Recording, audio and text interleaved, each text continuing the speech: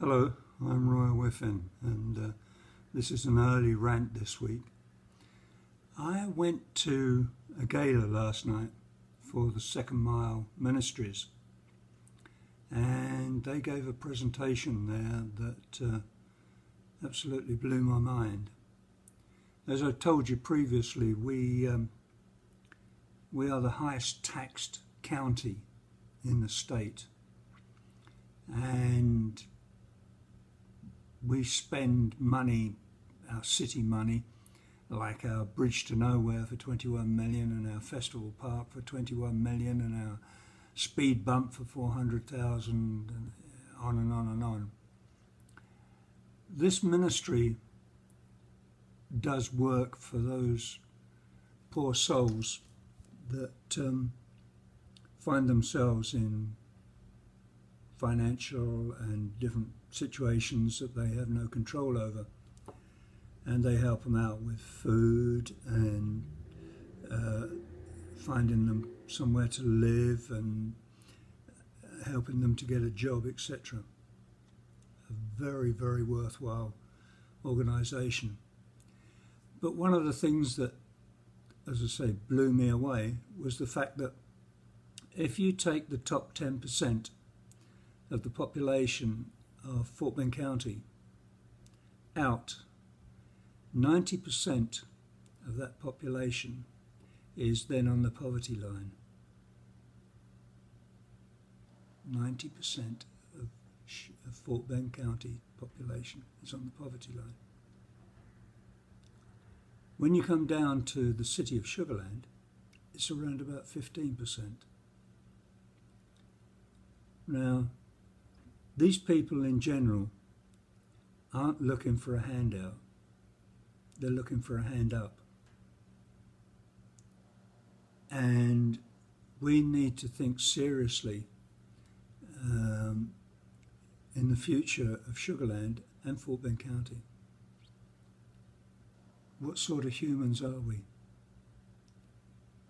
What sort of world are we leaving our children to? Why are we paying attention to monuments that have no bearing on people? We need to start considering people. We've got 120,000 people here. All right, that's nearly about 18,000 of them are on the poverty line. 18,000 people that are just getting by, and yet we're spending money, or the city and the council are spending money willy-nilly. 300,000 plus expenses for our city manager and 4 assistants and their assistants, and it goes on and on.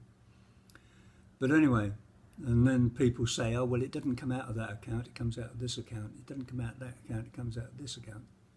No, it comes out of our account. That's all there is to it. And we need to change the way we think, and the fact that we need to be thinking about people, the people of Sugarland and Fort Bend County. But, in my instance, mainly the people of Sugarland. And so I wanted to let you know about that. Secondly, this is very, very disturbing.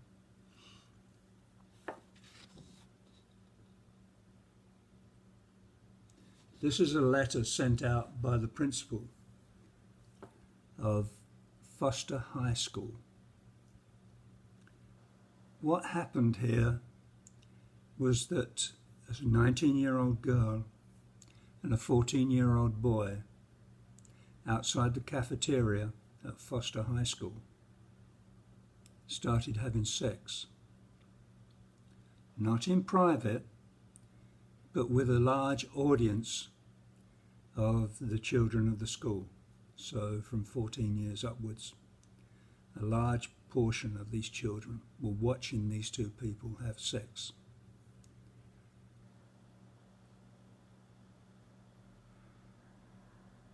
it comes down to, once again, the way that the school districts, etc., look at what they're doing.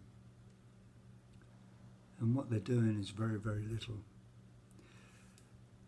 And when it comes down to it, all right, I will read you this. This letter was sent out to the parents after this happened. It says, I want to make you aware of a campus disruption that occurred this morning.